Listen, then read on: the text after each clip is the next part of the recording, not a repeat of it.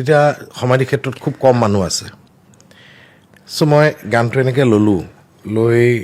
police আছিলে তেওঁলোকে মোক গেটটো খুলি দিলে মেইন তেওঁৰ চিতা যিখন তেওঁক জ্বলাইছিল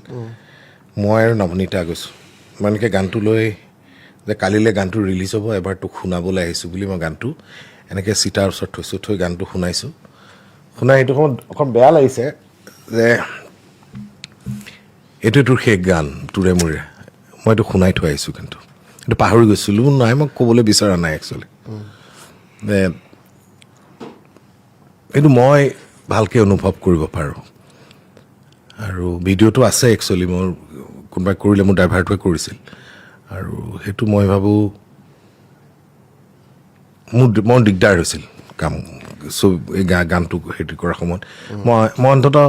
তাক যে শুনালোঁ গানটো আগতে কি জুবিন গাৰ্গে মোৰ গানটো শুনে গানটো গাইডটো পঠিয়াই দিয়ে আমি যেতিয়া শ্বুটিং কৰোঁ শ্বুটিং চালে সি আফটাৰ এডিটিং গানটো চালে চোৱাৰ পিছত সি আকৌ নতুনকৈ গাবলৈ লয় কিছুমান বস্তু এড কৰে হামিং এড কৰে কিন্তু এতিয়া কি হ'ব যেতিয়া গানটো লোকেশ্যনত গৈছোঁ ফাৰ্ষ্ট ডেটো মোৰ যথেষ্ট দিগদাৰ হৈছে মোৰ অকণ ইম'চনেল হৈ গৈছোঁ কিবা বহুত কথাই মনত পৰিছে সেইটো সময় হিয়া দিয়া নিয়াৰ কথা মনত পৰিছে অৰুণাচলত যেতিয়া শ্বুটিং কৰিব গ'ল এতিয়া গানটো কাটাৰ পিছত মই দেখুওৱাৰ পিছত কি হ'ব কোনে আকৌ নতুনকৈ গানটো গাব